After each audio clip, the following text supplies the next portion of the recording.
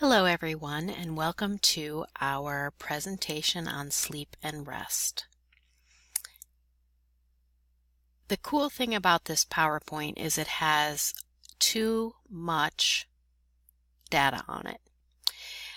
If I was teaching in a lecture setting, I would probably remove some of this data so that we could have more robust conversations. But since this is a presentation online, I like the data in there because if you don't feel like listening to my voice, you can read it and probably get the same information.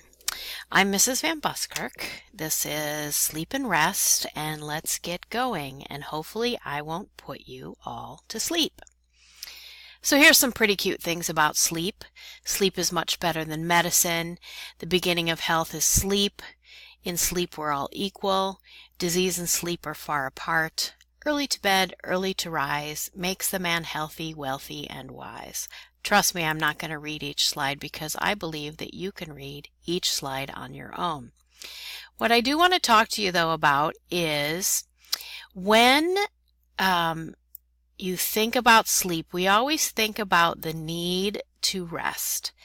And when we think about the need to rest, think about that in relationship to food or water. And we've talked about this before in class, but you will die much quicker with lack of sleep than you will with lack of food or water. Pretty scary thought, huh? Oops. You know what they say about mom always being right? We need a good night's sleep. And one of the things I find interesting as I was teaching pediatrics, there's this whole new set of research on ADHD, and kids who have ADHD might not really have ADHD, or at least not a lot of them, but they might be actually sleep deprived. And so their body is going into hyperdrive as a protective mechanism. Lots of parents don't make their kids sleep.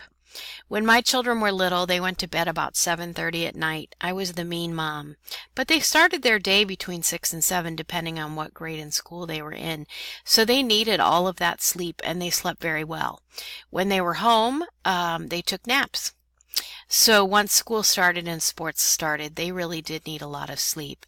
And they find that people who sleep somewhere around 7 to 8 hours are healthier longer. If you have less sleep than that, you do put too much stress on your heart. And if you sleep more than that, you cause a lot of other issues. Every single person is different on how much sleep they need. But one thing is true: when you are sick, you need to sleep and you need to recuperate. So what does that mean for us as nurses?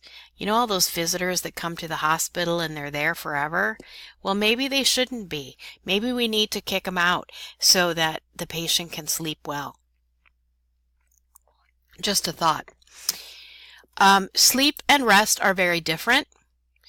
Levels of sleep are different. Resting means you're kicking your feet up, maybe you're resting your brain, resting your eyes, but you're not actually sleeping. You're just kind of detaching from the rest of the world. When you rest, you have periods of reduced activity. You relax. Your body repairs damaged muscles. Vacation is really important for all of us. I think we should all take vacations. I think once you guys graduate, vacation is a must for you. Like I alluded to earlier, rest in the hospital is kind of an oxymoron. People don't rest because as soon as they fall asleep, we're bothering them. There's noises they're not used to hearing. People are anxious.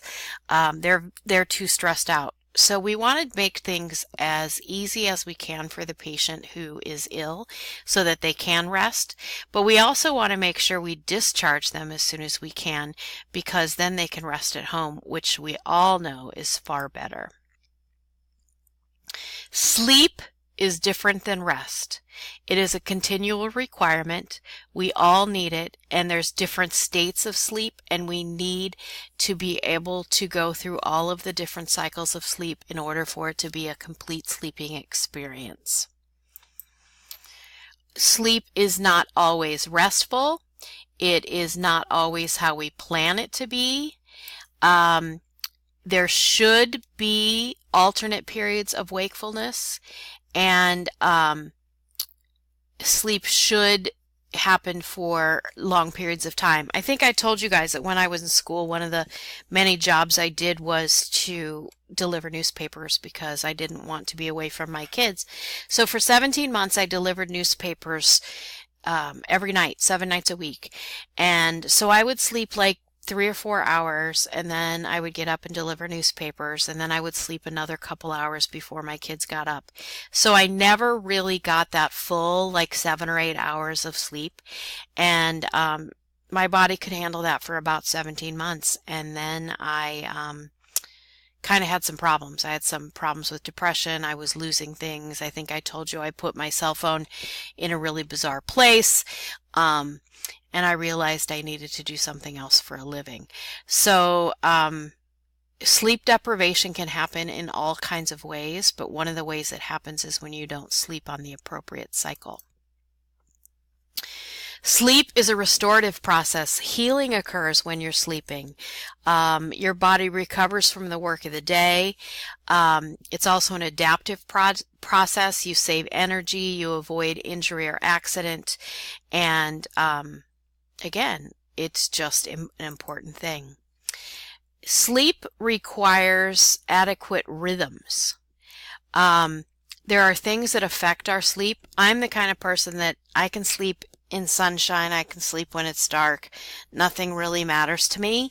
But my sister and one of my best friends, they have to have things perfectly dark, perfectly silent in order for them to sleep. Also, people are on different schedules as far as their sleep. There are night shift nurses that are just made to work night shift. That's how their body or their circadian rhythm or whatever you want to call it, that's how they work. They do better at night. I am not an early morning person, as you all know, but I also do not like night shift. I used to work night shift all the time. The money's good at night. I think the atmosphere, as far as like not a lot of doctors around and you kind of get to MacGyver things, I like all of that. But what it does to my body and to most people's body is just not normal because it's off of our rhythm. So it makes it much, much more difficult. Again, if you read this one, switching from night shift to day shift. When I was delivering newspapers, that getting up in the middle of the night thing, it completely destroys your sleep pattern and makes things very difficult. Our sleep patterns are regulated by our central nervous system. There is a system called the reticular activating system, and that controls us when we're awake. And then there's the bulbar synchronism that affects it, that causes us to go to sleep. If you look at the brain here, you can see the two parts of the brain that do different things. So the bulbar synchronizing region is in the lower part of the brain and just kind of below the brainstem.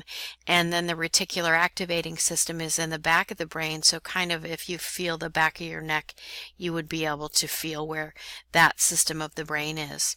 So one thing you can do when you're trying to go to sleep is you can put a warm compress there and maybe stimulate that bulbar synchronism area. Sleep regulation is highly integrated. It has to do with our nervous system, our endocrine system, cardiovascular systems. Everything has to be ready to shut down at the same time. And the bulbar synchronizing system helps to do that. When the sleep cycle's over, when it's time to get up and the alarm goes off, we have to alarm the reticular activating system. For some of us, that's a lot easier than others. My husband, he hears his alarm the first time, and unless he's extremely exhausted, he's up and at him. For me, I'm a snoozer, so it takes a while to get my reticular activating system going. I like to snooze a few times before I get up. There is a main hormone involved, as you know from our endocrine lecture. It's secreted by the pineal gland, and it's melatonin. You can buy melatonin synthetically. It's actually an excellent start if you're looking for a sleep medication, it's a good one to start with because it is a natural product that your body makes. I believe it comes in 3, 5, and 10 milligram tablets. Personally, I've taken it before, and I find half of a 3 milligram usually does it for me. And I sleep very well when I take it, and only take it when I need to. And again, I don't take very much, but it does help you sleep more naturally, and the melatonin that you naturally create starts to rise between 8 and 10 p.m. So again, your body is made to go to sleep at night. There are 4 stages of sleep. The non-rapid eye movement comes first, and that is not good sleep. What you're really looking for is REM sleep. And again, like I said, when I was delivering newspapers, I never got that true, really good REM sleep. So I always felt sleep deprived because I never had that straight amount of sleep. And it's very important to have REM sleep. When someone is trying to go to sleep, they have what they call a pre-sleep stage, lasts about 10 minutes to 30 minutes. Every person is different. I take a long time to go to sleep. My brain does not shut off quickly in the evening, so I usually read. Sometimes I'll watch television. There are studies about watching television or playing with the computer that say you shouldn't do that because of the blue screen. It stimulates parts of the brain that don't need to be stimulated at bedtime. But once my lights go off, I do not fall right asleep. It takes me probably a good half an hour to fall asleep. Every one of you, if I wish I was in class because this is such an interesting conversation, but we all have our different sleep habits. Once a person is usually asleep, they pass through like 4 to 6 sleep cycles from non-REM to REM and then back again. And the length of time varies on each each person and how long they get to sleep. Non-REM sleep is the part of sleep that makes your heart rate fall, your gastric function slow down, and it boosts the immune system, or so they believe. It is the time to repair and renew. If you're a child, it's the growth hormones are stimulated then, protein synthesis and cell division occurs. It's really kind of amazing. Not during non-REM sleep, people do dream, but the dreams are not usually as vivid and they don't really remember them as well as they do in REM sleep. REM sleep is the most important sleep for brain activity. Your cognitive functions are restored. You might dream very vividly during REM sleep because epinephrine is released and there's more cortical activities in the hormone system. REM sleep is benefited when you don't get enough sleep and you miss that cycle, you will start to have problems, like I said before. The first stage of non-REM sleep is light sleep.